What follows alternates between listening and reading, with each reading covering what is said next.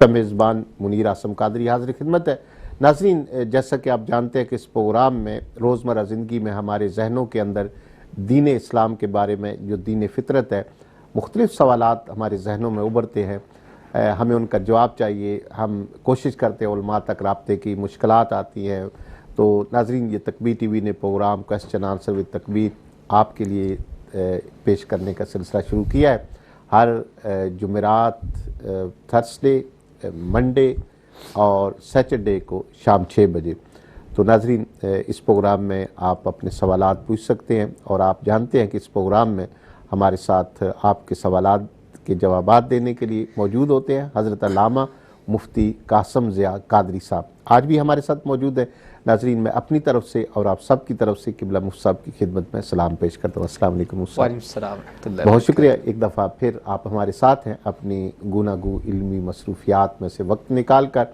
اور ناظرین، آپ کے سوالات کے لیے ٹیلی فون لائنز کھول دی گئی ہیں۔ ایک نمبر بھی ہے، یہ نمبر واٹس ایپ پر بھی ہے، نارمل میسج پر بھی ہے۔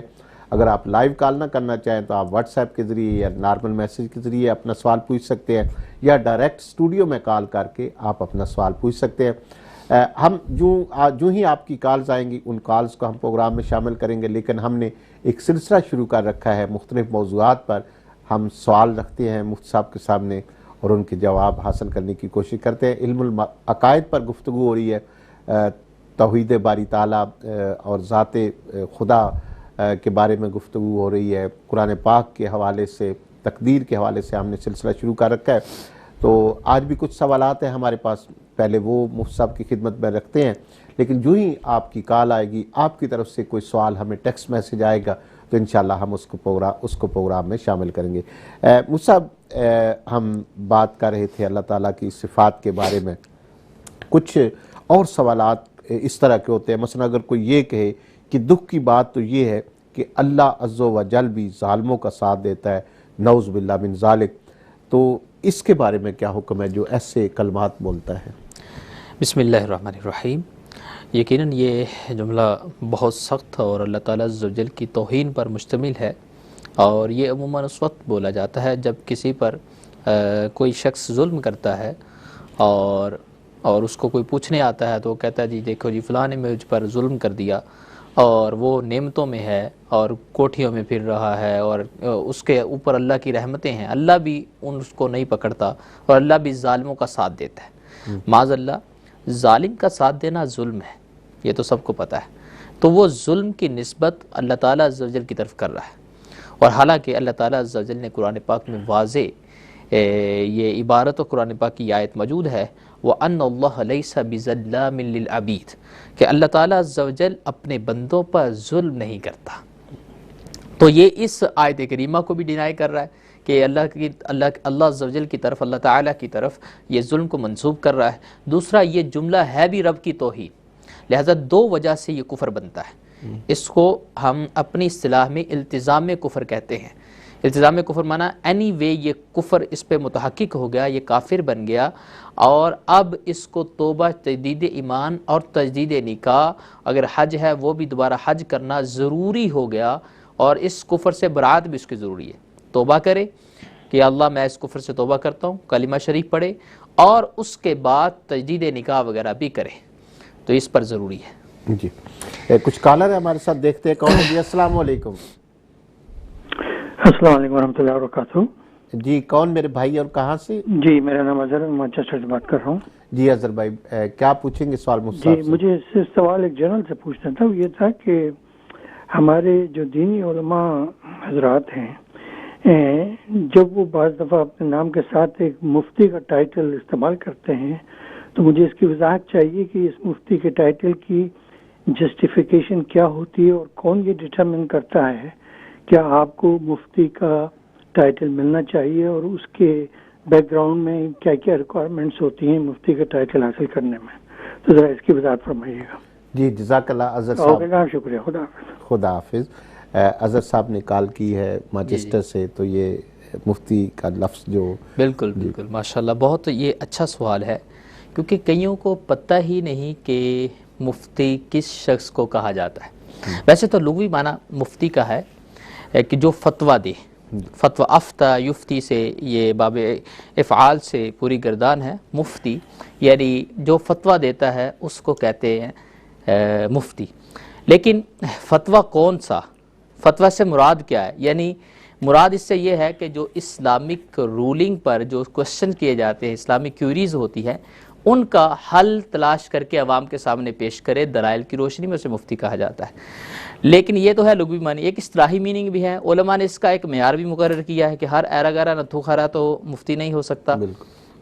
اس میں یہ معیار مقرر ہے اور کتب میں لکھا بھی ہے کہ اگر کوئی بندہ جو علوم درسیہ پڑھنے کے بعد، جتنے علوم مروجہ ہیں ان کے پڑھنے کے بعد، باقاعدہ کسی مفتی کے پاس بیٹھ کر وہ علوم جو کہ رسم افتاء کے قوانین اور قواعد پڑھنے کے بعد وہ پریکٹس کرتا ہے، اور اس کا ثواب اور اس کی غلطی پر غالب ہوتا ہے. ثواب وہ والا نہیں، ثواب سواد سے، یعنی وہ درست فتوے زیادہ دیتا ہے اور اس کی غلطیاں کم ہے. تو وہ پریکٹس کر کر کے مفتی اس کی پھر غلطیاں نکالتا ہے، استاد غلطی نکالتا ہے، اور اس کے فتوے درست زیادہ ہوئے اور غلط کم ہیں. اس وقت پھر استاد جب چاہتا ہے اسے کہتا ہے کہ بیٹا اب مجھے فتویٰ چیک کروانے کی حاجت نہیں، اب تمہاری درستی غالب آ چکی ہے، تم ڈومیننٹ ہے تمہاری درستی، تو اب آپ جو ہے خود سے فتویٰ دے. اب وہ جب اجازت یافتہ ہوتا ہے تو پھر اس کو ہم مفتی کہتے ہیں. یہ ہے پراپر ایک کرائٹیریا. لیکن آج عوام نے دیکھا ہے، ہم نے بھی دیکھا ہے، عوام بھی دیکھتی ہے، ہر یعنی کہ عالم کو مفتی بعض اوقات کہہ دیتے ہیں. بعض اوقات عالم بھی نہیں ہوتا، امام ہوتا ہے اور وہ بھی مفتی بنا ہوتا ہے. حالانکہ مفتی، میں آپ کو تھوڑا سا اس کا بیک گراؤنڈ بتا دوں کہ 8 سالہ مروجہ ہمارے علوم کا کورس ہے پاکستان کے اندر، اور انڈیا اور پاکستان بنگلہ دیش میں 8 سال مروجہ علوم جو ہے درسیہ وہ حاصل کرتا ہے. اس کے بعد اسپیشلائزیشن کا 1 سالہ کہیں 2 سالہ کورس ہے، یعنی مفتی کورس. اس میں رسم افتاء پڑھی جاتی ہے، شرح عقود پڑھی جاتی ہے، فتاوی شامی پڑھا جاتا ہے، اور اس کے علاوہ جل الاعلام اعلیٰ حضرت کا رسالہ ہے، الفضل الوہبی شریف ہے، اس کے علاوہ اشباح النظائر ہے، اور دیگر کتابیں ہیں. وہ پڑھنے کے بعد وہ پھر تدریب کی شکل میں آتا ہے، تدریب کی صورت میں آتا ہے، استاد کے پاس بیٹھتا ہے، فتوے لکھتا ہے. کئی سال فتوے لکھنے کے بعد ابھی بھی استاد اس سے سیٹسفائیڈ نہیں ہوتا، اسے کہتا ہے تم مجھے چیک کرواتے رہو، اور پھر اس کو اجازت دی جاتی. یعنی یہ 14 سے 15 سال اس کو لگ جاتے ہیں مفتی بننے میں، اور پھر جا کر وہ اس قابل ہوتا ہے، اس ایلیجیبل ہوتا ہے کہ پبلک کے اور ماڈرن کیریز جو ہمارے ان ممالک میں زیادہ ہیں، اور پاکستان میں بھی آج کل جدید جدت آ رہی ہے اور حالات بدل رہے ہیں، وہ ان مسائل کا حل کتب حنفیہ کی روشنی میں عوام کو پیش کرتا ہے، اور وہ واقعی مفتی ہوتا ہے. لیکن عوام تو 1 منٹ میں مفتی بنا دیتی ہے. بہرحال اللہ تعالیٰ عز و جل ہمیں جو صحیح کرائٹیریا ہے اس کو پورا کرنے کی توفیق رفیق نصیب فرمائے، اور جو صحیح مفتی ہیں اللہ تعالیٰ ہمیں ان کی قدر بھی عطا فرمائے. آمین بجاہ. جی اظہر صاحب، یقیناً آپ کے جو سوال تھا اس کے بارے میں آپ کی مفتی صاحب نے جو تفصیل کے ساتھ بتایا، یقیناً وہ معلومات آپ کے لیے کافی ہوں گی. ایک اور کالر ہے ہمارے ساتھ. جی السلام علیکم. وعلیکم السلام ورحمۃ اللہ وبرکاتہ. جی ایم خان صاحب ویلکم جناب، سوال پوچھیے. شکریہ. میں آپ کو اور سخی سلطان باؤ صاحب رحمۃ اللہ علیہ پوری اولاد کو اس خوبصورت پروگرام کی مبارکباد پیش کرتا ہوں، سب سننے والوں کو بھی. حضور 4-5 سوال ہیں چھوٹے چھوٹے. جی پہلا سوال یہ ہے کہ رب کریم کی کتنی بے مثال ذات ہے. رب پوری دنیا کی کنٹرول کرنے والی بے مثال ذات ہے، بے مثال نبی ہمیں عطا فرمایا. اللہ کریم نے اصحاب نار اور اصحاب جنت یہ دونوں کے لیے کتنے عزت والے الفاظ عطا فرمائے. ہم جب کسی کے لیے کوئی خطاب کرتے ہیں تو وہ اچھے لفظ نہیں استعمال کرتے، اس پر بھی ذرا مفتی صاحب ذرا توجہ فرمائیں. اور دوسری بات، حضرت نظام الدین اولیاء رحمت اللہ تعالی علیہ ارشاد فرماتے ہیں، میں اس سے بھی مفتی صاحب کا نظریہ معلوم کرنا چاہتا ہوں.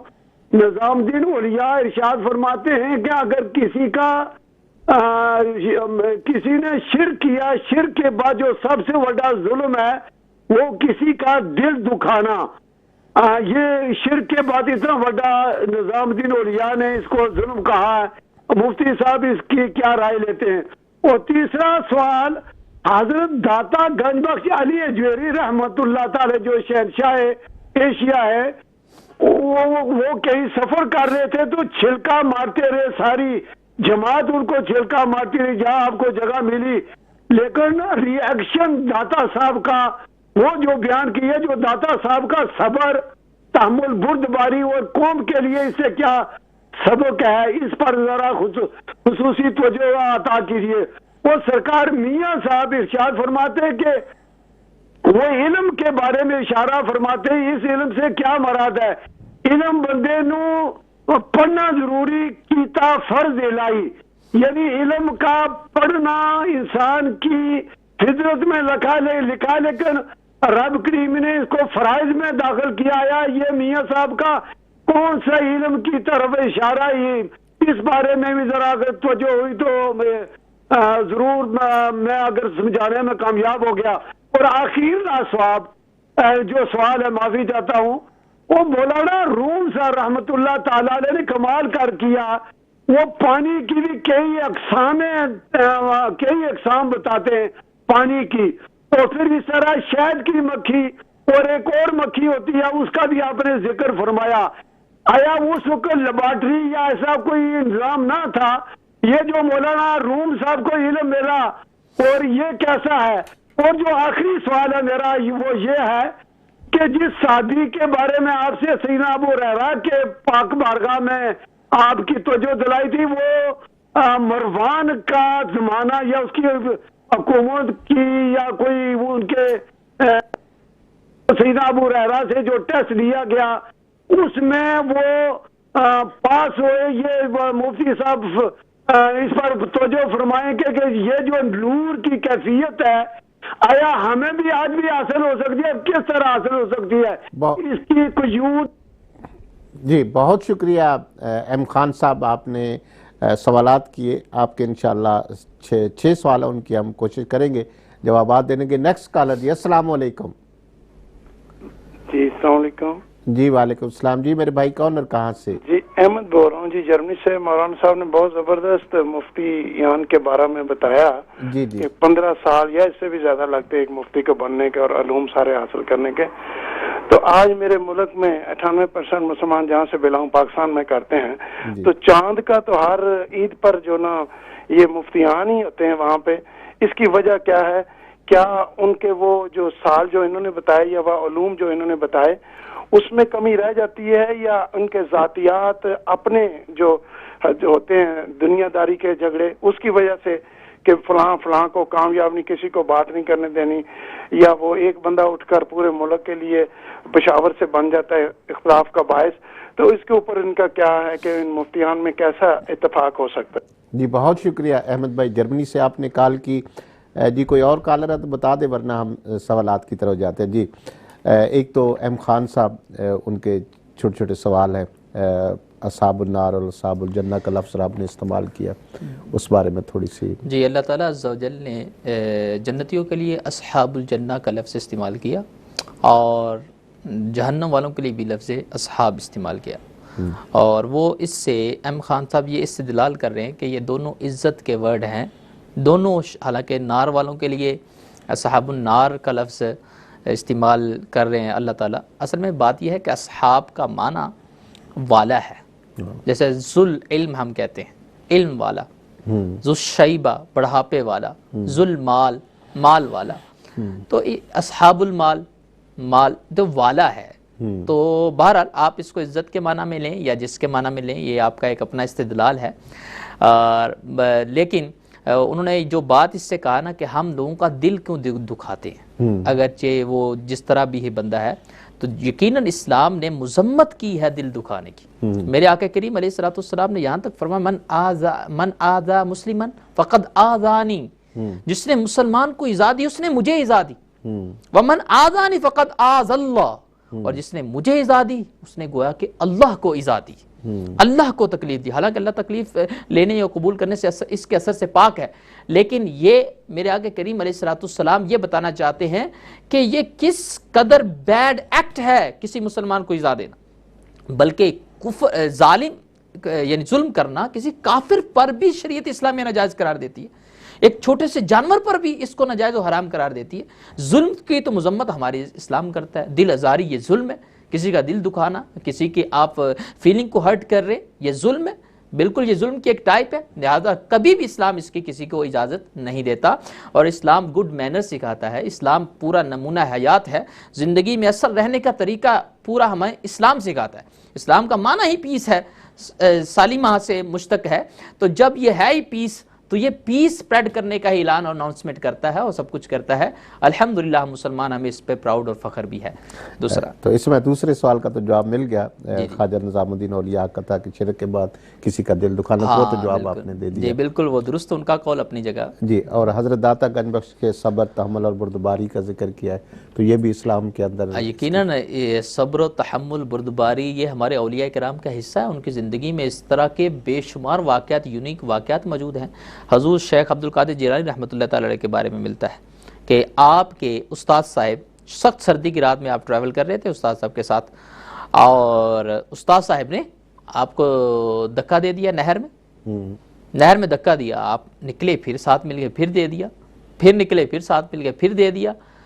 تو جب حالانکہ سخت سردی کی رات ہو اور استاد صاحب اس طرح کریں، اور اس وقت کپڑے بھی اتنے نہیں تھے کہ خشک کر کے بندہ پہن لے، تو جب وہ سوکھنے میں بھی ٹائم لگتا ہے، تو جب اتنی بار آپ کے بارے میں ایسا کیا گیا تو آپ نے جب پوچھا تو بتایا گیا کہ اے عبد القادر تم اپنے ٹیسٹ میں کامیاب ہو گئے، میں تمہارے تحمل اور برداشت اور صبر کو دیکھ رہا تھا۔ یقیناً یہ صبر، تحمل، برداشت، بردباری یہ ہمارے اولیاء کرام کے اچھے مینرز، اچھے اخلاق میں تھی، اور ہمیں ان سے لینی چاہیے، ہمیں بھی اس کو اختیار کرنا چاہیے۔ اللہ تعالی ہمیں اس کی توفیق رفیق نصیب فرمائے۔ جی، اور علم کے بارے میں میاں صاحب کے قول کو ہاں، علم، انہوں نے کہا وہ علم الہی سے کیا مراد ہے، جو فرض کہا، بالکل علم سے یہاں پہ مراد علم شریعت ہے۔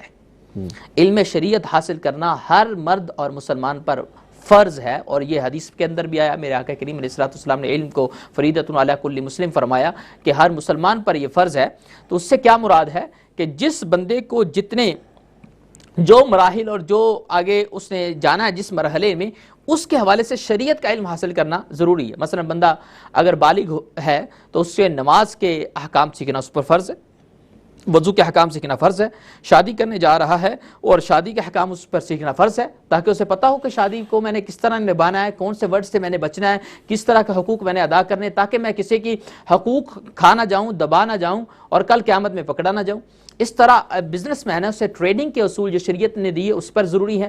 اگر کوئی بینک کرتا ہے تو اسے اسلامک بینکاری کے جو اصول ہیں اس پر سیکھنا ضروری ہے، تاکہ وہ مضاربہ، مشارکہ اور دیگر اصولوں کو جانے اور اس پر عمل کرے، اسی کے مطابق شرائط۔ اگر کوئی جس کا جو فیلڈ ہے، ہمارے اسلام اس فیلڈ کے بارے میں کیا کہتا ہے، میرے آقا کریم علیہ الصلوۃ والسلام کی احادیث اس بارے میں کیا کہتی ہیں، قرآن اس کی اجازت دیتا ہے یا نہیں دیتا، یہ سیکھنا، حلال و حرام کا علم حاصل کرنا ہم پہ فرض ہے۔ یہ علم مراد ہے میاں صاحب کے شعر میں۔ جی، اور آگے وہ مولانا جو جامی صاحب کو انہوں نے ذکر کیا، مولانا روم کا، پانی کی قسمیں، شہد کی قسمیں، تو یہ کون سا علم تھا؟ کہتے ہیں کہ اس دور میں لیبارٹریز نہیں تھی، لیکن انہیں ہر چیز کا علم تھا۔ یہ اہل نظر اور اہل بصیرت لوگ تھے، اور ان کی نظر صرف موجودہ دور کی چیزوں پر نہیں تھی، اور آنے والے دور کو بھی یہ دیکھ رہے تھے، اور وہ ظاہر ہے اس دور میں اگرچہ یہ چیزیں نہیں تھیں، لیکن ان کی بصیرت کا یہ عالم تھا کہ یہ ساری چیزوں کو واضح صورت کی شکل میں دیکھتے تھے، اس لیے انہوں نے ان چیزوں کا ذکر آج بھی اپنی کتاب میں فرمایا، اور ہم اس سے ہدایت حاصل کرتے ہیں ان کی کتب سے۔ اور آگے وہ پچھلے ہفتے کے سوال کو انہوں نے ذکر کیا کہ سیدنا حضرت ابو ہریرہ رضی اللہ تعالیٰ عنہ مروان کے دربار میں وہ حدیث لکھائی گئی۔ جی بالکل، ان کا ٹیسٹ ہوا ہوگا مروان، کیونکہ مروان ظاہر اس کو ہم ایک سلطنت تو کہہ سکتے ہیں، اور جو مروان ہے بہت تھوڑی، یہ گورنر ٹائپ کسی علاقے کا بنایا گیا، اس کے پاس سلطنت نہیں آئی۔ اس کی تاریخ کے حوالے سے کافی، یعنی کہ اس نے ظلم اور زیادتیاں کی ہیں، شاید اس نے حضرت ابو ہریرہ رضی اللہ تعالیٰ عنہ کا ٹیسٹ بھی لیا ہو، تو میں نے اس دن کہہ دیا تھا یہ واقعہ میری، یعنی کہ میں نے نہیں پڑھا، ہاں اگر پڑھا ہوتا تو ضرور میں اسے توثیق سے بیان کرتا۔ جی، وہ جرمنی سے احمد بھائی نے جو چاند کے پر اختلاف کے حوالے سے مسئلہ پوچھا، اس بارے میں جی احمد بھائی ماشاءاللہ آپ نے بڑا اچھا سوال قائم کیا۔ جو کرائٹیریا میں نے بیان کیا یہی حقیقی کرائٹیریا ہے مفتی کا، اور اتنا کچھ پڑھنے کے بعد، اتنی کتابیں پڑھنے کے بعد ہی مفتی بنتا ہے. میں نے تو ابھی شارٹ مختصر آپ کو بتا دیا، لیکن اگر میں اس کو تھوڑا سا کھول کر بتاتا تو لوگ پریشان ہو جاتے کہ یہ اتنی کتابیں پڑھنی پڑتی ہیں مفتی کو. یعنی فقہ میں یہ درس نظامی کے اندر ہم 18 علوم پڑھاتے ہیں، 18 برانچز آف، یعنی سائنس کی جو برانچز ہے، علوم کی برانچز ہیں وہ پڑھائی جاتی ہے. اس میں صرف بھی ہوتی ہے، اس میں نحو بھی ہوتی ہے، تفسیر بھی ہوتی ہے، اصول تفسیر بھی ہوتا ہے، اصول فقہ بھی ہوتا ہے، فقہ بھی ہوتا ہے، اور اس کے اندر اور کئی برانچز نکلتی، منطق ہے، فلسفہ ہے، مناظرہ ہے، سب کچھ پڑھایا جاتا ہے. ان کے پڑھنے کے بعد صرف ایک برانچ یعنی فقہ میں اس کو اسپیشلائزیشن کروائی جاتی ہے. اور فقہ کے اندر کتنی کتب ہیں جو اس کو پڑھنی پڑتی ہیں، یعنی اسے نور الہدیٰ بھی پڑھنی پڑتی، قدوری بھی پڑھنی پڑتی، قدوری کی شرح، شروحات، مختصر، جوہرہ نیرہ، لباب، اور اس کے علاوہ ہدایہ کی نہایہ، ہدایہ، وقایہ، نصب الرایہ، یہ ساری شروحات اس کو نظر سے، اور ہدایہ کتنی بڑی کتاب ہے، اس کی 16 جلدوں میں شروحات موجود ہیں، وہ اس کو دیکھنی پڑتی ہیں. اور پھر اس کے بعد در مختار، تنویر الابصار، رد المختار، پھر اس کے بعد جد الممتار، پھر فتاوی رضویہ، پھر بہار شریعت، پھر اس کے بعد فتاوی ہندیہ، پھر اتنے فتاوی قاضی خان، اور ایک پوری لسٹ ہے جو کئی 30 والیوم میں موجود ہے. یہ اس کو ہر وقت اپنے ذہن میں حاضر کرنی پڑتی ہے، اور پھر جا کے وہ اسپیشلائزڈ بنتا ہے، پھر اسے مفتی اجازت دیتا ہے. پھر اگر کوئی واقعی اس پروسیس سے گزرا ہو، اس کے سامنے نبی کریم صلی اللہ علیہ وسلم کی احادیث بھی ہوں، اور اصول بھی جانتا ہو، رسم افتاء سے بھی واقف ہو، اور یہ کتابوں کا علم بھی اس کے پاس ہو، اور واقعی اس پروسیس سے گزرا ہو، قرآن کی اہمیت کو بھی جانتا ہو، قرآن کا ترجمہ بھی جانتا ہو، قرآن کے اسباب نزول سے بھی واقف ہو، اور آیتوں کے بیک گراؤنڈ میں کیا چیزیں ہیں یہ بھی اسے واقف ہو، علوم قرآن بھی اسے آتے ہوں، اور معانی مختلفہ، علم البیان، علم البدیع، علم الصنائع پر بھی وہ واقفیت رکھتا ہو، تو پھر وہ اس طرح کے اختلافات نہیں کرے گا. اور لیکن جو مفتی 1 منٹ میں بنا ہو، جس کو عوام نے مفتی بنایا ہو، وہ اگرچہ خیبر پختونخوا میں ہو یا کسی اور علاقے کا مفتی ہو، اور جو پورے علوم درسیہ بھی نہ پڑھا ہو، صرف اپنے رکھ رکھاؤ اور اپنی یعنی اثر و رسوخ سے وہ مفتی بن گیا ہو، اور مفتی کا ٹائٹل اسے راتوں رات دیا گیا ہو، وہ یقیناً پھر اس طرح کی غلطیاں کرے گا. ہم یہی تو رونا روتے ہیں، ہم پبلک کے سامنے یہی تو بات پیش کرتے ہیں کہ آپ نے اگر گاڑی ٹھیک کروانی ہوتی تو آپ ایکسپرٹ کے پاس جاتے ہیں، آپ نے آنکھ ٹھیک کروانی ہوتی ہے آئی اسپیشلسٹ سے ملتے ہیں، اپنے اینک درست کرنی ہے تو جو اینک کے درست کرتا ہے اس سے ملتے ہیں، اگر آپ نے چھوٹی چھوٹی آپ کے گھر میں کوئی انجینئر اگر کا پرابلم تو انجینئر کے پاس جاتے ہیں، لیکن آپ نے شریعت کا مسئلہ پوچھنا ہوتا ہے تو ہر داڑھی والے سے پوچھ لیتے. اور آپ نے اسلام کو اور آپ نے دین کو اتنا ہلکا سمجھ لیا کہ اس میں کوئی اسپیشلائزیشن کی ضرورت نہیں، اس میں کوئی ایکسپرٹیز کی ضرورت نہیں، اس میں ہر ایرا گیرا نتھو خیرا یعنی شیر بن گیا اور وہ مسائل بتانا شروع کر دے اور ٹی وی پہ آئے اور ٹاک کرنا شروع کر دے جب چاہے اور اپنی رائے پیش کرے. اور بھائی تم کون ہوتے ہو اپنی رائے پیش کرنے والے؟ شریعت کا حلال و حرام یہ تو ہمیں شریعت بتائے گی، حدیث بتائے گی، رسول اللہ صلی اللہ علیہ وسلم کے فرامین بتائیں گے، فقہا بتائیں گے جنہوں نے پوری زندگیاں اپنی اس میں لگائیں گے. تم کون ہوتے ہو اپنی رائے پیش کرنے والے؟ جب ہم یہ بات ان کے سامنے رکھتے ہیں وہ سمجھتے ہیں یہ ایکسٹریمسٹ ہیں، یہ اپنی رائے کو گویا کہ پیش نہیں کرنے دیتے، ہمیں اپنا ویو پیش کرنے. اور بھائی اپنا ویو پیش کرو آپ اپنی زندگی میں کے بارے میں، لیکن قرآن اور شریعت اور فقہ کے بارے میں وہی اپنا ویو پیش کرے جو ان کو جانتا ہے. اگر سیاست کے اندر آپ بھی ماشاءاللہ سیاست میں دلچسپی رکھتے ہیں، ایسا بندہ اپنا ویو پیش کرے جس کو سیاست کا پتہ ہی نہیں، سین نہیں جانتا، آپ اس کی بےزتی نہیں کریں گے؟ آپ کہیں گے بھی آپ کو تو سیاست کا پتہ ہی نہیں، آپ کو یہ بھی نہیں پتا، آپ اس کی ٹرم سے واقف نہیں، ٹرمنالوجی آپ کو نہیں آتی، آپ کو ویو دینے کا حق ہی نہیں. تو میں اپنے دین اسلام کے بارے میں کسی کو حق کیوں دے دوں جو اسلام کے بارے میں نہیں جانتا، جو اسلام کی بیسس کو نہیں جانتا؟ پھر ہم ایکسٹریمسٹ کا لیبل لگا دیتے ہیں. بھئی یہ آپ کی پھر یعنی کہ ہے 4 دیواری، جس کو چاہے آپ ایکسٹریمسٹ کا لیبل لگائیں، جس کو چاہیں آپ جو مرضی دیں، لیکن حق اور سچ یہی ہے کہ دین کے بارے میں بولنے کا حق صرف اور صرف اس کو ہے جو دین کے بارے میں ایکسپرٹ ہے. اللہ تعالیٰ عز و جل ہمیں اس پر عمل کی توفیق نصیب فرمائے. کچھ اور کالر ہے ہمارے ساتھ. جی السلام علیکم. السلام علیکم. وعلیکم السلام. میں نواز بٹ پیرٹ سے کر رہا ہوں ڈاکٹر صاحب. جی بٹ صاحب پوچھئے کیا پوچھنا چاہتے ہیں؟ جی میں قبلہ مفتی صاحب کی خدمت میں اور ناظرین محترم کی خدمت سلام اور آداب. جی مفتی صاحب پروگرام میں کئی دفعہ سوال کر چکا ہوں آپ کے پروگرام میں یا مفتی صاحب کے پروگرام میں کہ جب ہم مسلمان مساجد میں یا مسجد میں جاتے ہیں جمعہ کی نماز پڑھنے کے لیے، مثال کے طور پر ہم جمعہ پڑھیں گے، کل چھٹی ہوتی ہے، تب تو ہمیں امام یا خطیب یا مولوی صاحبان گھر سے تیار کر کے رٹی ہوئی تقریر لے آتے ہیں اور بیانات لے کر آتے ہیں جو ہمیں پہلے سن چکی ہیں کئی بار. ہم تو جمعۃ المبارک اس لیے جاتے ہیں، جمعۃ المبارک کے لیے اس لیے جاتے ہیں کہ ہم حضور پاک صلی اللہ علیہ وسلم کے نلین صورت سیرت، آپ کے اقوال کی روشنی سے، آپ کے چلنے کیسے بیٹھتے تھے، آپ کیسے اٹھتے تھے، آپ کا خلق انسانوں اور جانوروں کے ساتھ کیا سلوک تھا، انسانیت کے متعلق کیا تھا. تو معلوم نہیں یہ کون سے فلسفے بیان کرتے رہتے ہیں، ہمیں تو اس سے کوئی فائدہ نہیں ہے. اس پر روشنی ڈالے، مہربانی. جی بہت شکریہ نواز بٹ صاحب. ابھی انشاءاللہ آپ کے سوال کا جواب دیتے ہیں. جی نیکسٹ کالر. جی السلام علیکم. جی وعلیکم السلام. جی میرے بھائی کون اور کہاں سے؟ جی میں لندن سے بات کر رہا ہوں. جی آپ کا نام؟ علی. جی امین صاحب کیا سوال کریں گے مفتی صاحب سے؟ جی سوال یہ کرنا ہے کہ اگر کوئی رمضان شریف میں فوت ہو جائے تو کہتے ہیں کہ اس کا حساب کتاب یا بخشش ہے اس کی، یہ قرآن یا حدیث شریف سے بھی ثابت ہے یا؟ جی بہت شکریہ امین صاحب. ابھی انشاءاللہ آپ کے سوال کا جواب دیتے ہیں. جی مفتی صاحب نواز بٹ صاحب کا سوال کہ ہمارے علماء جمعے پر جی ہے وہ اس طرح تربیتی یا کوئی اس طرح نہیں کرتے، وہ روایتی جو ہے وہ تقریریں آ رہی ہیں. جی جی تھینک یو. اللہ حافظ. اللہ جزاک اللہ. جی نواز بٹ صاحب نے کسی حد تک درست کہا. اس میں ہمارے علماء کو بھی سوچنا ہے کہ وہ اس پہ تھوڑی سی محنت کریں.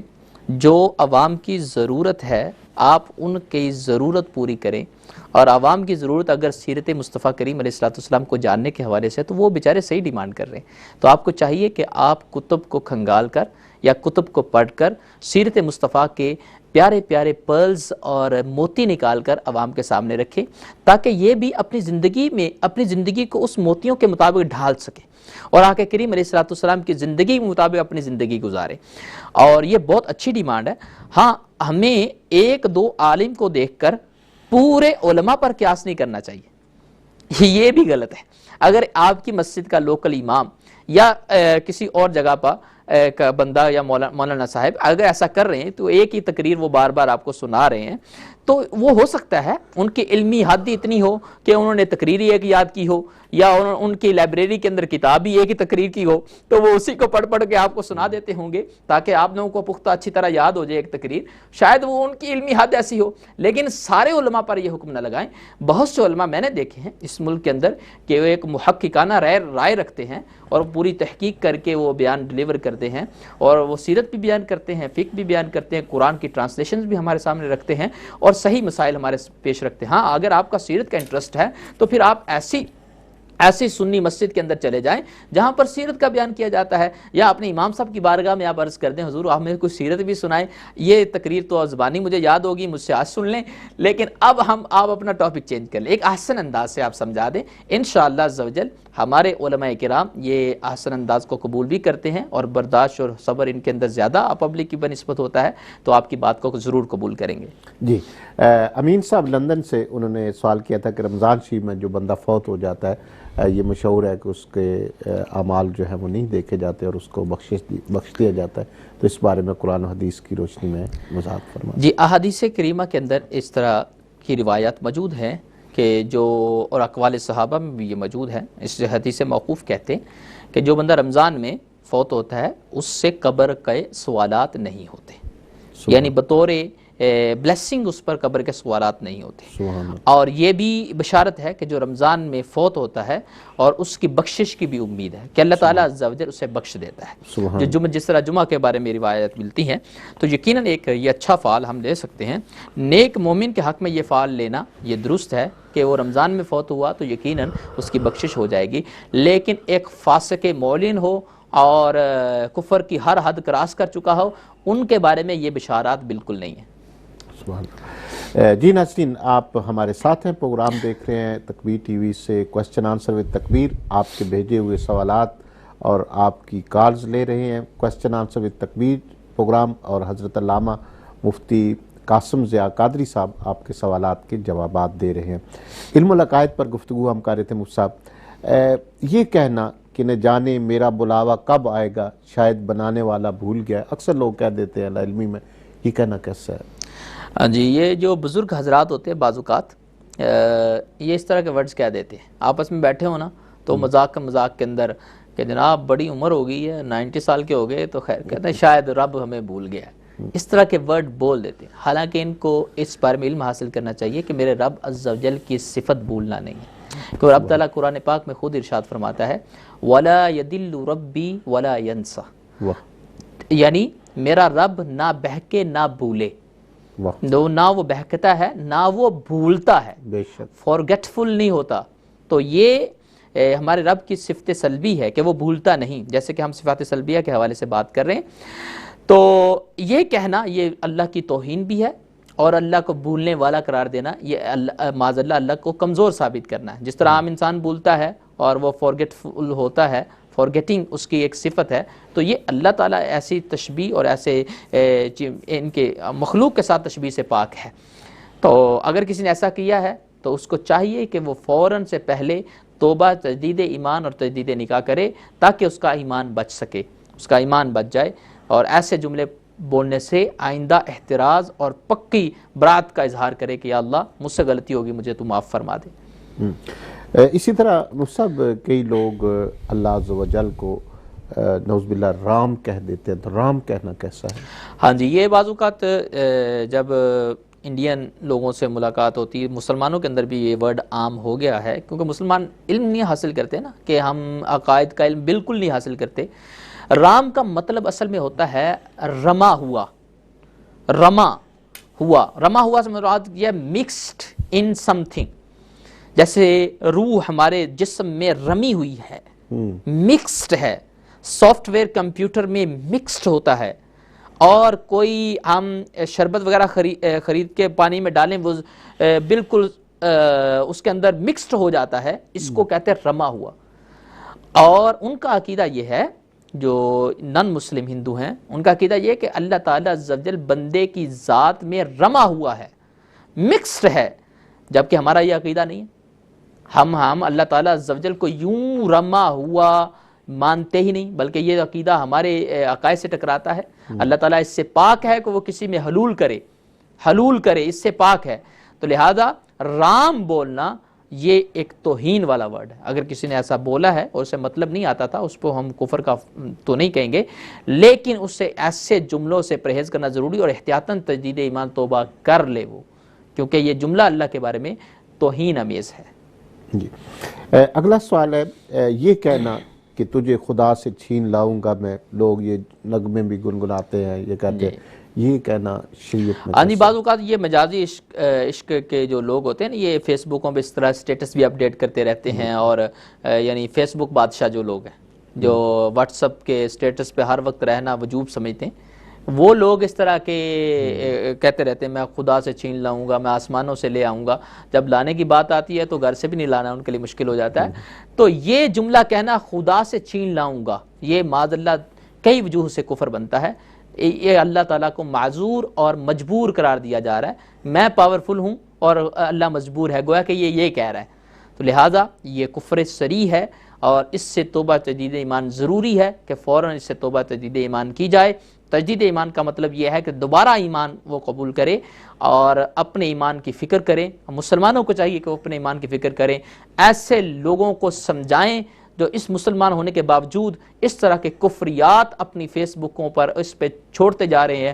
اور یہ انٹرنیٹ کی وہ دور ہے، یعنی ویب سائٹ پہ کوئی چیز پڑی رہے، انٹرنیٹ پہ کوئی چیز پڑی رہے، تو یہ ساری زندگی تک رہے گی، اور یہ ادھر پڑی رہے گی، اور یہ قبر میں اس کی سزا بھگتتا رہے گا. خدا را ایسی چیز شیئر مت کریں، خدا را ایسی چیز سٹیٹس پہ مت لگائیں جو شریعت کے خلاف ہو، جو آپ کے رب کے خلاف ہو، جو آپ کے اسلام کے خلاف ہو، تاکہ آپ گناہ سے بچ سکیں، آپ کی زندگی سیو ہو سکے. جی قبلہ صاحب، اگلا سوال ہے علم العقائد کے حوالے سے، کیا اللہ عز و جل کو سخی کہہ سکتے ہیں یا نہیں؟ کچھ لوگ اللہ تعالیٰ عز و جل کو سخی کہہ دیتے ہیں، وہ سمجھتے ہیں سخی کا معنی شاید اللہ تعالیٰ کے لیے بڑا سیوٹیبل ہے. کچھ معنی ہے جو ہم انسانوں کے لیے بول سکتے ہیں، وہ ایک تعریفی ورڈز بنتے ہیں، لیکن اللہ تعالیٰ عز و جل کے لیے نہیں بول سکتے. جیسے سخی ہے، سخی یہ پہلی بات ہے، یہ اسماء توقیفیہ میں سے نہیں ہے. شاید یہ میری ہارڈ ورڈ ہو، میں اس کو آسان کروں. ہم اللہ تعالیٰ عز و جل کے لیے وہی نام استعمال کر سکتے ہیں جو قرآن میں آیا یا حدیث میں آیا، یعنی جو توقیفی ہوں، قرآن و حدیث پر موقوف ہو. جو اللہ کے نام آئے ہیں وہ ہم اللہ تعالیٰ عز و جل کے لیے بول سکتے ہیں، اور جو دوسرے نام جو اللہ کے لیے نہیں یعنی آئے نہیں ہیں اور وہ اللہ کے لیے سوٹیبل بھی نہیں ہے، ان سے ہمیں بچنا ضروری ہے۔ جیسے سخی ہے، اب سخی کا ایک معنی یہ بھی، سخی کا معنی ہے جو خود بھی کھائے دوسروں کو بھی کھلائے، خود بھی کھاتا ہے لیکن دوسروں کو بھی کھلاتا ہے، اس کو جودو سکھا اس کا بڑا ہے۔ تو اللہ تعالیٰ عز و جل خود کھانے سے پاک ہے۔ اللہ تعالیٰ کے لیے اگر آپ نے لفظ بولنا ہے تو جواد بولیے، جواد، اس کا معنی بھی وہی سخاوت والا جنرس میننگ ہے، یعنی جو خود نہ کھائے دوسروں کو کھلائے۔ تو جواد کا لفظ اللہ تعالیٰ کے لیے آپ استعمال کریں، بولیں، اور یہ اس میں توقیفی بھی ہے اور اللہ کی ذات کے لیے سیوٹیبل بھی ہے، مناسب بھی ہے۔ سخی کا لفظ نہ بولیں، لیکن اس سے کوئی میں حرام اور نہیں کہہ رہا، حرام ہو جائے گا یا کفر ہو جائے گا، لیکن نہ بولیں، منع کر رہا ہوں۔ یہ ایک سوال ہمارے بھائی ہیں محمد نیاز عوان صاحب لندن سے، انہوں نے بھیجا ہے، یہ تھوڑا سا لمبا سوال ہے۔ وہ پوچھتے ہیں کہ اگر ایک شخص جس پر تقریباً 50,000 پاؤنڈ قرض ہے لیکن اس کی مالیت میں ایک مکان ہے جس کی مالیت 1,30,000 پاؤنڈ ہے اور پاکستان میں زمین کی مالیت 30 لاکھ ہے، تو اس پر زکوٰۃ فرض ہے یا نہیں، اور وہ کس طرح اس زکوٰۃ کا حساب کرے گا؟ یعنی قرض بھی ہے لیکن اس کی کچھ پراپرٹی یہاں ہے اور کچھ پاکستان میں۔ ٹھیک ہے، جو پراپرٹی یہاں پر ہے اور وہ اس کے اگر استعمال میں ہے، اگر وہ اس کے بیسک نیسیسٹیز میں ہے، ضروریات زندگی میں ہے، تو اس میں تو ہم شمار نہیں کریں گے، ٹھیک ہے، وہ تو زکوٰۃ میں اور اس کا حساب کتاب ہم نہیں کرتے۔ باقی رہی جو ایکسٹرا زمین پاکستان میں 30,000 پاؤنڈ کی انہوں نے کہا کہ 30 لاکھ کی، 30 لاکھ پاکستانی اور ادھر کا 30,000 پاؤنڈ جتنا بھی بنا، ادھر 50,000 پاؤنڈ ان پہ قرضہ ہے نا، 50,000 پاؤنڈ ہے، تو یہ جو پراپرٹی پاکستان کی ہے یا سونا ہے یا سیونگ ہے، ساری ملائی جائے گی۔ اگر یہ 50,000 پاؤنڈ سے زیادہ ہو جائے، کیونکہ قرضہ 50,000 پاؤنڈ ہے نا، 50,000 پاؤنڈ سے زیادہ ہو جائے تو جتنی زیادہ ہے وہ اگر 230 پاؤنڈ بنتے ہیں، 230 پاؤنڈ اگر زیادہ ہے اس سے 50,000 سے بنتے ہیں، تو پھر اس بندے پہ زکوٰۃ واجب ہوگی، اور یہ 230 پاؤنڈ یا جتنی بھی اوپر بنتی ہے ان کی زکوٰۃ ادا کرے گا۔ ہاں اگر اس کا قرضہ زیادہ ہے، سارا کچھ ملا کے قرضے کو بھی نہیں پہنچتا، پھر اس پہ زکوٰۃ فرض نہیں ہوگی۔ جی، اس طرح مصعب علم العقائد پر اگلا سوال یہ ہے کہ کیا اللہ عز و جل کی صفات اس کا عین ہے؟ جی، یہ مسئلہ محققین کے اندر اور متکلمین میں تھوڑا سا اس کا فقہاء اور متکلمین کا اختلاف بھی ہے کہ اللہ تعالیٰ کی جو صفات ہم نے جیسے صفات ذاتیہ ہے، فعلیہ ہیں، سلبیہ ہیں، یہ کیا اللہ کا عین ہے یا غیر ہے؟ لیکن محتاط قول متکلمین کا ہے، محققین جو متکلمین ان کا قول ہے کہ صفات اللہ کا نہ عین ہے نہ غیر ہے۔ اب یہ بھی پبلک کے لیے جاننا بڑا مشکل ہو جائے گا، میں اسے سمجھاتا ہوں کیونکہ میں آسان کروں گا تو لوگوں کو زیادہ سمجھ میں آئے گا۔ مطلب یہ کہ اس کا مطلب یہ ہے کہ جو اللہ کے ایٹریبیوٹس ہیں، اللہ جیسے اللہ سنتا ہے، اللہ دیکھتا ہے، اللہ تعالیٰ عز و جل کی ذات سننے والی، قادر ہے، وہ قادر مطلق ہے، حیات ہے، حی ہے، یہ صفات اللہ کی، یہ خدا نہیں ہے، صفات خدا نہیں، اس کا معنی یہ عین خدا نہیں، صفات ایٹریبیوٹس آر ناٹ خدا، اور یہ بھی نہیں ہے کہ یہ خدا سے جدا ہیں، ہمارا یہ قول ہے، نہ یہ عین خدا نہ خدا کا غیر، یعنی خدا سے جدا علیحدہ چیز بھی نہیں ہے اور خدا بھی نہیں ہے۔ اس کی مثال اگر سمجھ نہیں ہو تو بہترین مثال علماء نے جو دی ہے وہ یہ ہے، جیسے پھول ہے، اس میں خوشبو ہے، مثال سے سمجھا رہا ہوں، کوئی معذاللہ تشبیہ نہیں دے رہا، پھول ہے اور خوشبو ہے، خوشبو کو ہم پھول نہیں کہتے اور پھول سے جدا بھی نہیں مانتے، وہ پھول کے اندر ہے، پھول علیحدہ ایک ذات ہے اور اس کی جو خوشبو وہ صفت ہے، وہ اس کے اندر ہے، اس کو اس خوشبو کو ہم پھول نہیں کہتے اور پھول سے جدا بھی نہیں سمجھتے۔ بلا تشبیہ و تمثیل، صفات الہی یہ خدا بھی نہیں ہے، خدا سے جدا بھی نہیں ہے، یہی معنی ہے، یہی علماء نے بیان کیا کہ وہ ذات خدا کا عین بھی نہیں، غیر بھی نہیں ہے، اور یہی ہمارا موقف ہے۔ جی، اسی طرح ایک سوال بھیجا ہے، یہ ہمارے بھائی ہیں مبین اٹلی سے، یہ پوچھتے ہیں کہ ایسی دکان جس پر الکوہل بھی بکتی ہو وہاں ملازمت کرنا جائز ہے یا ناجائز؟ جی، جہاں پہ آپ کو الکوہل بیچنی پڑ رہی ہے، آپ کی ملازمت میں شامل ہے، آپ کے کنٹریکٹ میں شامل ہے کہ you have to sell this as well، وہ جاب جو ہے ناجائز بن جاتی ہے، جس میں آپ کے کنٹریکٹ میں شامل ہو کہ یہ آپ نے سیل کرنی ہے، یہ آپ نے بیچنی ہے۔ ہاں اگر آپ کے کانٹریکٹ میں وہ شامل نہیں ہے اور آپ اس کو ایک دن آپ کو مالک نے کہہ دیا یہ کام کرو، تو آپ اسے پولائٹلی سمجھا سکتے ہیں، لیکن وہ روزی آپ کی حرام نہیں قرار دے گی۔ روزی آپ کی حرام اسی صورت میں بنتی ہے جب آپ کے کانٹریکٹ میں اس نے مینشن کر دیا پہلے کہ آپ کو یہ کام بھی کرنا ہے اور پھر آپ نے وہ کیا بھی، تو یہ پھر آپ کی روزی پہ ایفیکٹ کرے گا۔ لہٰذا ایسی جاب سے بچیں کہ جس میں آپ کو شراب سے واسطہ پڑتا ہے اور شراب آپ کو بیچنے پر مجبور کیا جائے۔ جی ناہیدہ بین ڈیوزبری سے یہ پوچھتی ہیں کہ کیا عورتوں کی امامت کروا سکتی ہے؟ یہ جو مسئلہ ہے امامت کا مسئلہ کہ عورتوں کی امامت کروانا کیسا ہے، علماء جو ہمارے فقہاء کرام ہیں منع کیا ہے کہ عورتیں جو ہیں وہ عورتوں کی امامت بھی نہ کروائیں، بلکہ عورت کو چاہیے کہ وہ اپنے اپنے گھر میں جتنا چھپ کر نماز پڑھے گی، جتنا اکیلے پڑھے گی، اتنا اس کے لیے بہتر ہے۔ لیکن ساتھ ہی میں یہ بھی میسج دے دوں کہ جہاں پر اس طرح کا سلسلہ ہو رہا ہے کہ وہاں پر درس و تدریس کا سلسلہ ہے اور وہاں پہ عورتیں جماعت بھی کرواتی ہیں، صلاۃ و تسبیح پڑھاتی ہیں، نوافل کا سلسلہ، عبادت کا سلسلہ کوئی چل رہا ہے، اس کو منع نہ کیا جائے، کیونکہ یہاں پہ روکنے سے پھر وہ بالکل ہی عبادت سے بھی دور چلی جائیں گی، دین سے بھی دور چلی جائیں گی۔ تو ایسی صورت میں وہاں پر روکا نہ جائے، جو کام دینی کام وہاں پہ فوائد والا ہو رہا ہے اور اس سے درس و تدریس کا سلسلہ، سنیت اور دین متین کی ترویج و اشاعت کا سلسلہ جاری ہے، اس کو روکا نہ جائے، ورنہ فتن کا سبب بنے گا اور نئی جگہ پہ شروع نہ کیا جائے۔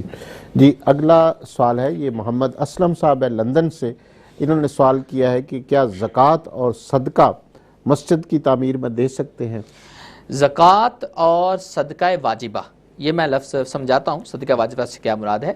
زکوٰۃ یہ مسجد کی تعمیر میں نہیں لگائی جا سکتی، کیونکہ زکوٰۃ کے مصارف اللہ تعالیٰ نے قرآن میں بیان فرما دیے، وہ انہی مصارف میں استعمال کی جا سکتی ہے، ٹھیک ہے۔ انما الصدقات للفقراء والمساکین، یہ مصارف زکوٰۃ کی آیت ہے۔ تو فقراء، فقیروں کے لیے، مساکین کے لیے، وابن السبیل کے لیے جو مصارف زکوٰۃ ہیں انہی میں استعمال کی جا سکتی ہے۔ مسجد کی تعمیر، مدرسے کی تعمیر، کسی ہاسپٹل کی تعمیر یا کسی اور فلاحی کام کے لیے زکوٰۃ کی رقم نہیں لگائی جا سکتی۔ یہ تو ہو گئی بات زکوٰۃ کی۔ اب صدقہ کا انہوں نے پوچھا، صدقے کی دو قسمیں ہوتی ہیں، صدقہ واجبہ اور صدقہ نافلہ۔ صدقہ نافلہ جو عام لوگ صدقہ دیتے ہیں کہ میری بیٹی ٹھیک ہو جائے، اس کے لیے اچھی نیت کر کے صدقہ دے دیتے ہیں، یہ تو آپ کہیں بھی استعمال کر سکتے ہیں، بہتر یہ فقراء پہ لگائیں، لیکن اس کو آپ استعمال کر سکتے ہیں۔ لیکن صدقہ واجبہ جو نظر ہوتی، منت ہوتی ہے، کسی نے منت مانگی، یا اللہ عز و جل تو مجھے بیٹا عطا کرے گا تو میں 100 پاؤنڈ تجھے تیری راستے میں دوں گی، تو اب یہ 100 پاؤنڈ صدقہ واجبہ میں آ گیا، تو اس کا اگر بیٹا پیدا ہو جاتا ہے تو منت اس نے مانی تھی، تو یہ صدقہ واجبہ، یہ بھی زکوٰۃ کی طرح مصارف زکوٰۃ میں استعمال ہوگا، نہ کہ مسجد کی تعمیر میں۔ جو عام صدقہ ہے، جو باکسز میں صدقہ دیا جاتا ہے، وہ آپ استعمال کر سکتے ہیں مسجد کی تعمیر میں، یعنی جو عام صدقہ ہوتا ہے وہ آپ استعمال کر سکتے ہیں، اس میں کوئی حرج نہیں ہے۔ صحیح۔ وہ سب اگلا سوال ہے، کچھ لوگ جانے انجانے میں کہہ دیتے ہیں اللہ میاں، یہ کہنا جائز ہے یا ناجائز؟ جی، اللہ میاں کہنا یہ درست نہیں ہے، اور اللہ کے لیے میاں کا لفظ استعمال کرنا بھی نامناسب اور بارگاہ الہ کے لیے مناسب نہیں ہے، سیوٹیبل نہیں ہے، اور علماء نے اس کے ناجائز ہونے کی بھی تصریح کی۔ کیوں؟ کیونکہ میاں کے معنی مختلف ہے۔ اگر آپ اردو لغت، فیروز اللغات وغیرہ اٹھائیں اور میاں اس کو سرچ کریں تو میاں کے معنی آپ کو مختلف آ جائیں گے۔ شوہر، اب شوہر کا لفظ اللہ کے لیے بولنا یہ تو ہمارے عقیدے پہ زیادہ آتی، فوراً کفر ہو جائے گا، کیونکہ اللہ تعالیٰ عز و جل کی صفت مبارکہ ہے کہ وہ وائف نہیں رکھتا، اس کا بچہ نہیں، وہ شوہر نہیں ہو سکتا۔ تو میاں کا معنی شوہر بھی ہے، میاں کا معنی زنا کا دلال بھی ہے۔ زنا کا دلال معنی جو زنا کروانے کے لیے پیسے لیتا ہے اور دونوں پارٹیوں کو اگری کرتا ہے، دلالی کرتا ہے، جو بٹوین ایک تھرڈ بندہ ہوتا ہے، اس کو بھی میاں کہتے ہیں۔ اور میاں کا اور بھی لفظ آقا کے معنی میں بھی آتا ہے۔ چلو آقا کا معنی تو اللہ کے لیے مناسب ہو گیا، لیکن دیگر معنی اللہ کی ذات کے لیے مناسب نہیں ہے، تو یہ بنا ذو معنی، ایسا لفظ جس کے ایک برا معنی بھی آتا ہو اور کوئی صحیح معنی بھی آتا ہو، تو وہ لفظ بھی ہم اللہ کی ذات کے لیے نہیں بولیں گے۔ تو اللہ میاں نہ کہیں، اللہ پاک کہیں، اللہ تعالیٰ کہیں، اللہ سبحانہ و تعالیٰ کہیں، اللہ عز و جل کہیں، اللہ میاں نہ کہیں۔ جی، یہ اگلا سوال ہے، اکرم صاحب ہے جرمنی سے، انہوں نے یہ سوال بھیجا ہے کہ ایک شخص ایک بیوہ سے نکاح کرتا ہے، کیا اس شخص کے بیٹے کی بیوہ کی سابقہ بیٹی سے شادی جائز ہے؟ ایک شخص کسی بیوہ سے یعنی کرتا ہے اور اس کی بیٹے کی شادی جو دوسری وائف سے تھی، اس کا بیٹا یعنی اسی وائف سے نہیں ہوا نا، نہیں، جو دوسری وائف سے اس کا بیٹا ہے اور اس جو عورت کی بیٹی ہے یہ دوسرے شوہر سے ہے، اس طرح کا یعنی اس طرح کا کوئی رشتہ بنتا ہے نا؟ ہاں جی بالکل اس طرح. ہاں اگر اس طرح ہے کہ ہے تو پھر اس کے اندر کوئی شادی جائز ہو سکتی ہے، کیونکہ اس سے کوئی تعلق اور مناسبت نہیں ہے. صحیح. یہ کہنا کیسا ہے کہ اللہ عز و جل کے ناراض ہونے کی مجھے پرواہ نہیں، مجھے نعوذ باللہ من ذالک اللہ عز و جل کا خوف نہیں، کچھ لوگ انجانے میں کہہ دیتے ہیں، یہ کہنا معاذ اللہ عز و جل کی ناراضی کو ہلکا جاننا کہ رب ناراض ہو گیا تو مجھے زیادہ سے زیادہ جہنم میں ڈال دے گا، کچھ لوگ اس طرح کہتے ہیں، یا اور رب کیا کرے گا، زیادہ سے زیادہ مجھے عذاب میں مبتلا کر دے گا. یہ اللہ کے عذاب کو تخفیف سمجھنا، اس کے استخفاف، اس کے لیے ٹرم استعمال ہوتی ہے عقائد میں، استخفاف. اللہ کی ناراضی کے بارے میں کو اس نے ہلکا جانا، اللہ کے عذاب کو اس نے ہلکا جانا، یہ اسٹیٹ وے کفر ہے. یعنی اگر ایسا اس کی نیت سے وہ کلام کر رہا ہے، استخفاف کی نیت ہے، تو وہ کافر التزامی ہو جائے گا اور اس پر توبہ، تجدید ایمان، تجدید نکاح اس پر ضروری ہے. وہ فوراً سے پہلے اس سے توبہ کرے اور اس سے برات کا اظہار کرے، یا مولا مجھے پتہ نہیں تھا یا میں نے غلطی کر دی، تو مجھے معاف کر دے اور مجھے قبول فرما، اور پھر کلمہ پڑھے، اور اگر نکاح والا تھا تو نکاح بھی دوبارہ کرے، ورنہ زنا یہ ہوتا رہے گا. تو یہ ضروری ہے اگر جس نے یہ جملہ بولا ہے. تو لہذا میرے بھائیوں کو، میں مسلمان اپنے بھائیوں کو یہ میسج دیتا ہوں، خدا را جملہ بولنے سے پہلے، زبان کے استعمال سے پہلے تولو، پھر آپ بعد میں بولو، دیکھو میں جملہ کس کے بارے میں بول رہا ہوں. کیونکہ زبان یہ حاجی صاحب ایسی چیز ہے، یہ آپ کو ایسی ہلاکت میں ڈالے گی، ایسی چیز میں ڈالے گی کہ بالکل آپ اس ہلاکت سے نکل نہیں سکتی. دیگر اعضاء زیادہ سے زیادہ اگر حرکت کرتے ہیں نا تو گناہ کریں گے، زبان جب چلتی ہے یہ کفر تک بک جاتی ہے. اس لیے ہر صوفی نے صاحب قوت القلوب سے لے کر احیاء العلوم کے اندر، رسالہ کشیریہ میں، کشف المحجوب میں، ہر صوفی نے زبان کی آفات پر پورا باب لکھا ہے کہ زبان کتنی آفات ہیں. زبان کو چلانے سے پہلے یہ ذرا سوچو کہ میں کس ذات کے بارے میں کون سا جملہ بول رہا ہوں. بعض لوگ اس طرح کہہ دیتے ہیں، او جی یہ مولوی لگے رہتے ہیں، یہ کفر ہو گیا. اتنا ایمان اتنا ہلکا ہے کہ فوراً بندہ ایمان سے نکل جاتا ہے. یہ شیطان اس طرح کے ان کو وسوسے دیتا ہے.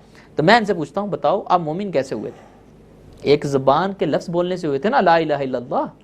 آپ ایماندار ایک لفظ سے ہوئے تھے. تو جب ایک لفظ کے لیے بندہ ایماندار ہوتا ہے تو ایک لفظ سے باہر بھی نکل سکتا ہے. بعض کو تو جی 2-3 ورڈ سے یہ کہتے ہیں جی بیوی حرام ہو جاتی، طلاق ہو جاتی ہے. کوئی نہیں ہوتی طلاق، اتنا آسان ہے نکاح کا معاملہ کہ اس طرح طلاق ہو جاتی ہے. تو اچھا نکاح کیسے ہوا تھا؟ ایک ہی لفظ بولا تھا نا، قبول ہے، اسی لفظ سے وہ بیوی آپ پر حرام ہوئی تھی.